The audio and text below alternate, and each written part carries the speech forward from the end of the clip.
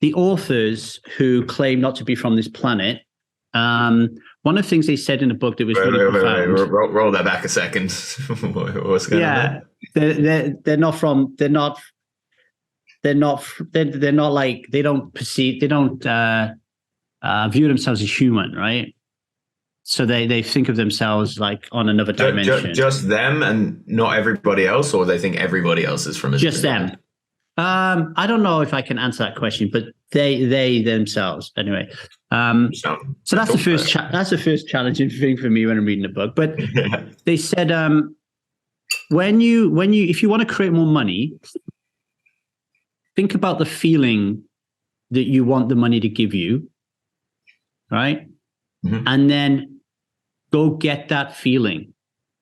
Don't get the money, right? So I'm thinking about this last night, and I'm lying in bed and I'm thinking, what do I want money to give me? And the first word that came up was security, safety. And then I just relaxed into self, and I just asked myself the question, am I safe? Do I feel secure? I do. So I don't need money to help me feel safe and secure. I feel safe and secure, right? And then the next one was really interesting. It was joy at happiness stroke memories, right? And my mind immediately went to earlier on that night where I was in the kitchen with my wife, and she said, let's do a fucking stupid video on something we'd seen in White Lotus, this show on HBO. And she's filming me, and I'm doing this stupid video, and she's trying to not laugh because it's on camera, and she's wetting herself, like she's literally peeing herself. And in that moment, I look at her and I love her so fucking much, right? I want to blend with her in that moment. And I'm lying in bed thinking about this, and I'm like, I don't need money, because the joy and the experience and the emotion that I just felt in that moment didn't cost me a fucking penny. And why doesn't the world know this? Yeah, that's what I go. Like, what? Why doesn't the world know this? And then I even like try to explain it to Liza, like, and she's like, yeah, I get that. And then, but now we're where you were talking, the death effect. Sometimes it hits someone, it's like, holy shit. Another time it hits them, they say, yeah, I know that, and then they just move on, right? But I wanted to put that out there, because money and poker, like, you know, it's a big thing, right? And then all of a sudden I'm thinking, okay, what would happen if I just felt, yeah, I don't need money for these things? Would that mean that more money would come to me? Like I would be a better poker player? I don't know, but I like the freedom that it gave me, that I wasn't toxically connecting these things to money and giving it too much power. What are your thoughts on money and power and stuff? I think what you said could be more, if people really truly listened and thought about it, could be more impactful on somebody's poker career than any coaching site, any studying, anything like that. Because the number one, I'm not going to say number one, but one of the largest problems that poker players face is their emotional attachment to money. You'll see a very common thread amongst the most successful poker players. They don't care. They don't care about money. You know, they want it. They're out to get it. They're sharks in a fish tank. They're going to fucking get it. But if they lose, they're not like, oh, God, ah.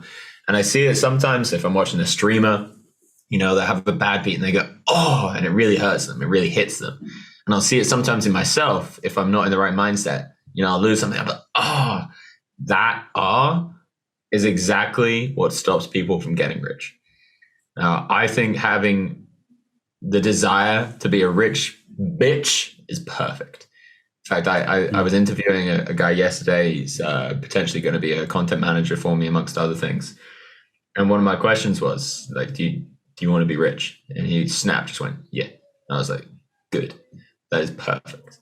Like, I don't want somebody who's going to be obsessed with money. I don't want somebody that's like, I need money. I need it. Because with that is attached to the fear of not having it.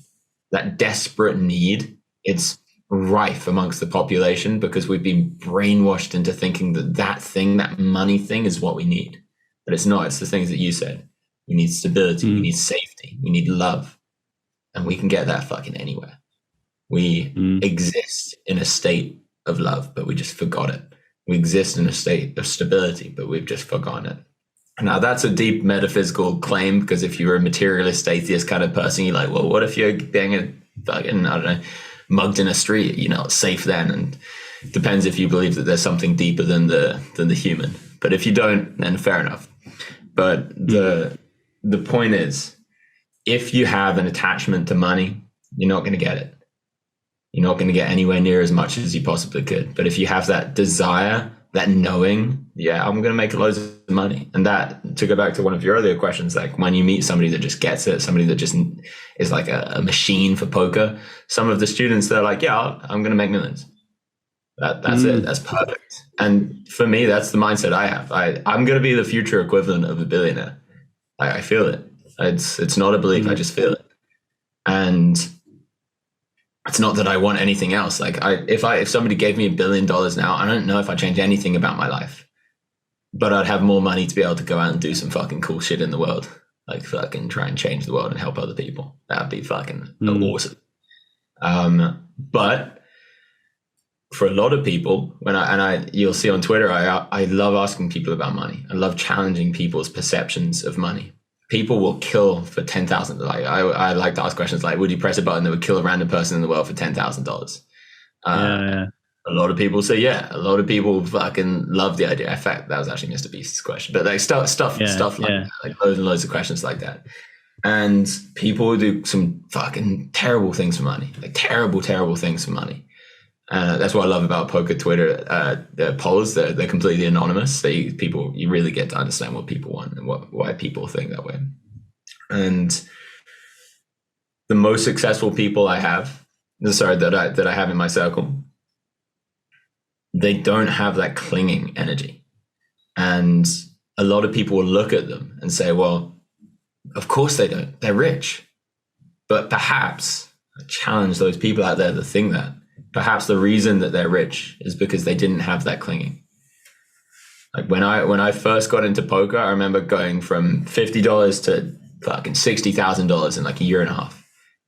And the next week I lost 50K. And I just remember laughing in the shower about it. Like, fucking whoops. I probably shouldn't have been 24 tabling 1K, huh? Whoopsie. And I just didn't have that attachment to it. And it's not like I fucking worked hard for it. I just happened to have the configuration of trauma that dissociated me from the attachment to money and the intellect that managed to separate from that intense desire from my existence.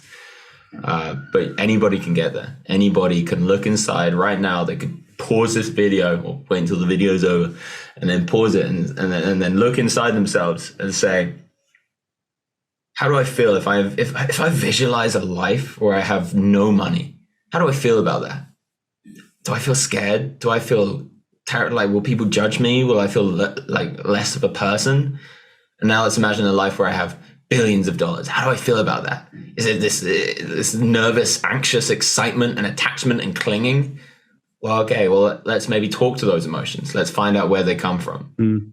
Maybe it's social conditioning. Maybe it's that your parents have put pressure on you to become something. Maybe it's that you've just looked at loads of other rich people and thought they were happy because they're posting banana lives on Instagram. Like there's a load of reasons, and it's going to be personal and unique to every single person. But what you said there, I think, is way more potent to the average poker player than talking about the fucking most high level strategy. And I believe you. I believe you when you say I'm going to be like a multimillionaire or a billionaire, right? It's like, it reminds me of John Eames. John's a UK poker player. He was quite prominent in the live scene back in the day when Toby Lewis, Mormon, when the UK boys were doing really, really well. And John was always carving out a good living for him, but he was always on the fringe of things. He'd get to a World Series of Poker final table for a bracelet, but finished like 8th. But he was like runner-up in an EPT main. But so he was always just a little bit away, yeah. But he was always saying to me like, yeah, I'm just gonna be all right with money. I'm gonna be all right. And I know I'm gonna make millions. And then poker started getting tougher and tougher and tougher. And then around COVID or just before that, he was like, I'm actually gonna follow my pursuit and love of films and making documentaries and stuff. And And I'm thinking, God, fucking hell, John, you don't get any money behind you to do that. And anyway, he went and did it and created a great documentary. And then last year goes to the World Series of Poker main event and finishes third. probably had a massive piece of himself. And now after all those years of telling me, no, it'll happen. And now he's probably set for life, right? Like if he sorts himself out, okay, probably doesn't have to worry about money again. I know that he's not that. I don't think he's the type to like just go ball it now at high stakes. He'll just like live comfortably. And there's that confidence. Here's another thing when I ask high stakes poker players the question, what do you envy? What is it that you envy of other people? And they're all like, I don't envy nothing. I'm envious of John, that power within him, that confidence within him, that knowing within him that he's going to make it. I'm a bit envious of that. Why? Because I would like to have that within me as well, right? And I see that it's lacking in me in that area, right? So that now allows me to say that. Instead, I don't think that you are envious of that. I think you have feelings come up of envy. I think there's a big difference there. Because explain more. You say, like, I am envious of this, you're kind of describing your whole existence as though this is my identity and this is who I am. Whereas if you're saying like, I get feelings of envy come up in these kind of spots, it's saying like, oh, okay, I'm not these feelings. And it helps us detach away from identifying with them.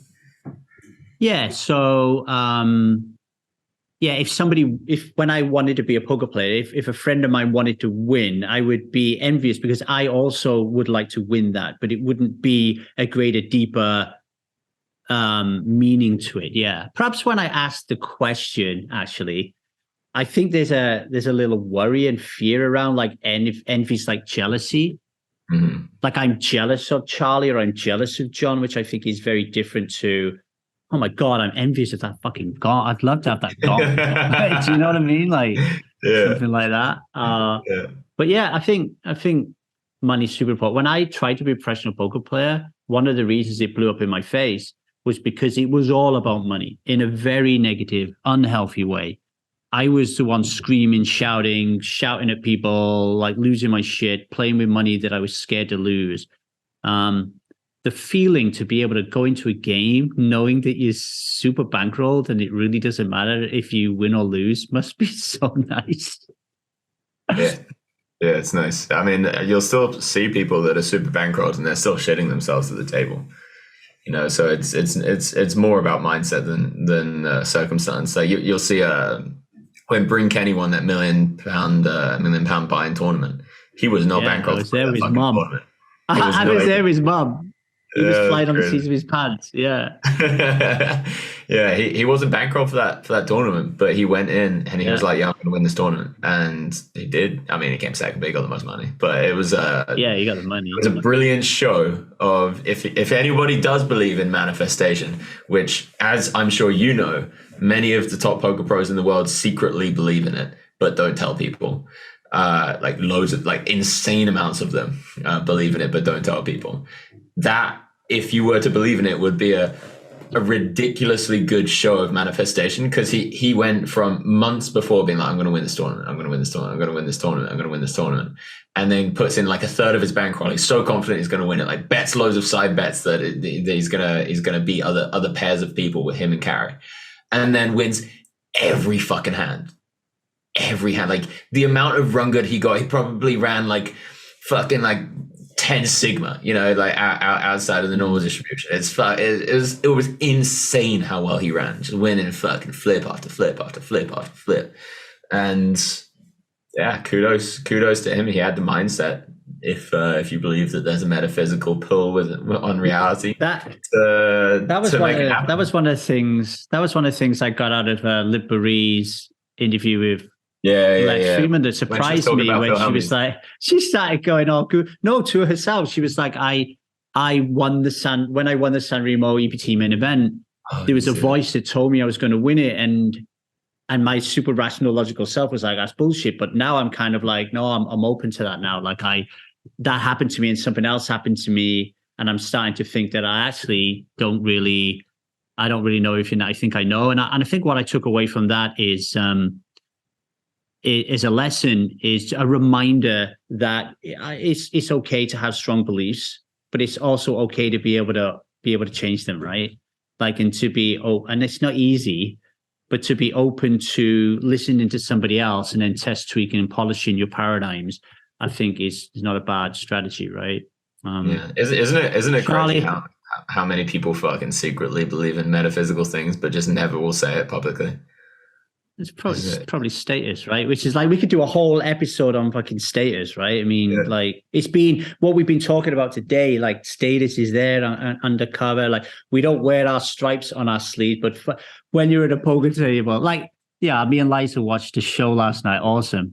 The 100 or something. It's like a Korean. They've got 100 of the fittest, most beautiful people in Korea. And they gotta do challenges and tests and fight with each other until there's only one left, and they win like 250K. It's a great concept. You can see how they've taken Fortnite and created it into something like, it's super different. And as they're all coming in, the 100 in the beginning, this whole episode watching them come, you can see them all like looking at each other and testing.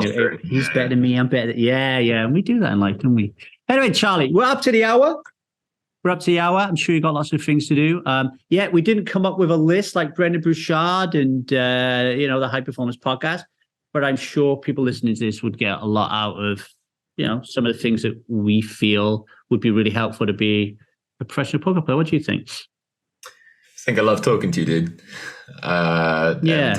Every time we talk, it's funny. You started like, we're not going to go deep, and then it's like, straight. Yeah, we do. We do. So thank you for coming, Charlie. I really appreciate it, brother. Cool. Peace.